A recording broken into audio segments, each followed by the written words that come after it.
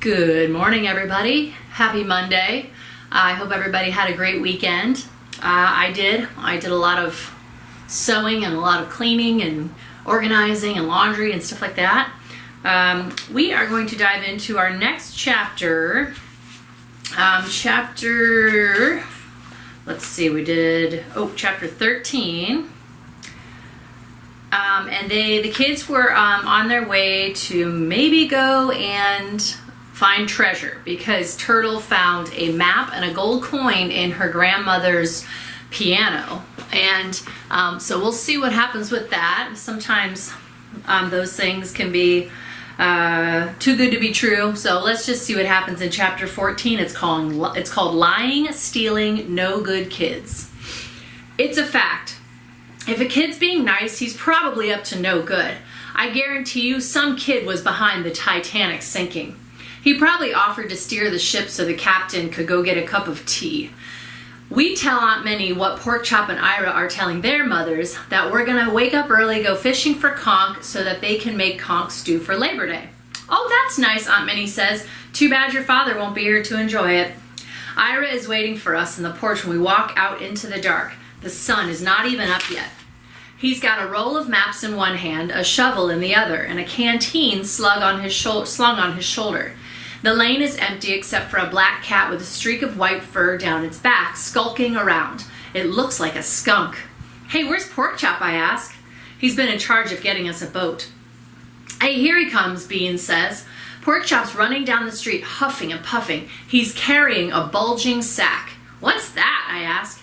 Mammy was worried we'd get hungry, so she made us breakfast and lunch and some snacks, too. We walk quickly through the quiet streets. The only person we pass is Killy the horse driving his sorry wagon. At the docks, boats bob in the water. Which one's ours, I ask Porkchop. Right there, he says, stopping in front of a boat with a motor. He hops in and the boys pile in after him. This sure is nice, I say. And fast, Kermit adds. Rum Runner needs a fast boat, Ira agrees. Wait a minute, whose boat is this? It's Johnny Cakes, Porkchop says. Johnny Cakes letting us use his boat? Porkchop shrugs. Well, not exactly, but he'll never know. He's in Cuba. Wait, we're stealing Johnny Cake's boat? I exclaim. We ain't stealing it, Beans clarifies. We're borrowing it. Now, I'm a little worried about this because we know that Johnny Cakes doesn't do legal work. He does things that are against the law, so probably not a good idea to borrow his boat, but we'll see what happens. The sun is high and hot. Everyone has caps on except for me, and I can feel my cheeks baking. I should have listened to Slowpoke about wearing a hat. In fact, I probably should have just waited until he got back, because if Slowpoke and Ollie were Fred Astaire and Ginger Rogers, then Pork and Beans are Laurel and Hardy, with Ira and Kermit thrown in as a couple of stooges. These are all like old-timey actors and comedians. They bang around the boat, tripping over each other and arguing about which way to go, who gets to be captain. We circle the same key again and again, and we seem to be completely lost. At this rate, we really might end up in China. Finally, the little key with the shack is in sight. I can hardly believe it. We sail as close as we can, and the Beans hollers, "Throw in the hook, Porkchop!" Everyone leaps into the shallows with their shovels and wades to shore. Ira unfolds the map and looks around. We just need to find this tree, he says, tapping the paper. It looks like a Y. I look into the thick jungle and I remember something Archie told me. I hate selling in the country, he said. Trees fall, roads get washed out, nature changes things. Sometimes you can hardly recognize a place you were at a year before. How old do you think this map is, I ask. Ira studies it. Pretty old, I guess. Then the trees are all going to be different, I say. They might not even be around anymore. Porkchop doesn't care. He grabs up a shovel, walks into the thick brush. Follow me. I've got a nose for treasure, he says. By late afternoon, we're hot, we're dirty, and we're exhausted. We've dug a dozen holes. Oh, that sounds like a book we read this year. All over the key, and all we've found is a whole lot of nothing. It's like looking for hair on Mr. Edgett's head. That was the guy at the beginning of the book who sold the hair product. Porkchop flings his shovel at a tree with a growl of frustration. Yeah, you got a nose for dirt, I say. I think I'll buy some ice cream with my share of the treasure, Kermit says, nibbling on a bollo. Porkchop grunts. Your share. All you've done is eat. I've got a weak heart, Kermit says, but not a weak stomach, Beans observes. You better not eat all those bollos.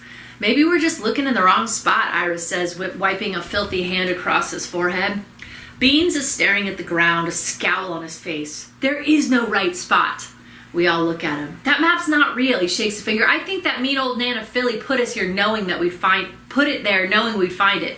But Beans, Iris says, that doesn't make any sense. If she knew about the map, don't you think she would have mentioned it to somebody a long time ago? Nobody can keep a secret in Key West. You know she hates kids, Beans counters. Yeah, Porkchop says in quick agreement. That would be just like her. We've been had, fellas, Beans says, and he points at me. You should have known better than to listen to a girl.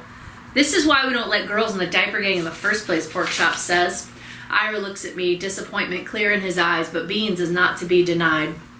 Let's go, Porkchop, Beans says. Maybe we'll make it back in time to get some ice cream. You said it, pal, Porkchop says, and they start walking away. I say we try that nickel on the bottom trick. Ira and Kermit linger with me. They don't want to give up the dream either. They're right, I say. I must have been crazy to believe in something like pirate treasure. Ira sighs. Come on, we better go or they're just going to leave us here. I've only taken a few steps when my foot catches on something and I go tumbling backward, my bottom hitting the ground hard. Ow, I cry. I look down at the culprit. It's a thick stone the size of Buddy's head. Are you okay, Turtle? Ira asks. Porkchop looks back at me on the ground and starts laughing. Look, she fell on her bungee. Beans joins in, hooting with laughter, and a moment later I start laughing too. I can't help it, because it is funny, the funniest thing ever. I laugh and I laugh and I laugh. Porkchop and Beans stop laughing and they look at each other. They think I've gone loony. You think the sun's getting to her, Porkchop asks. I'm still laughing. My bungee found it, I say. My bungee found it. What is she talking about, Beans asks, walking back.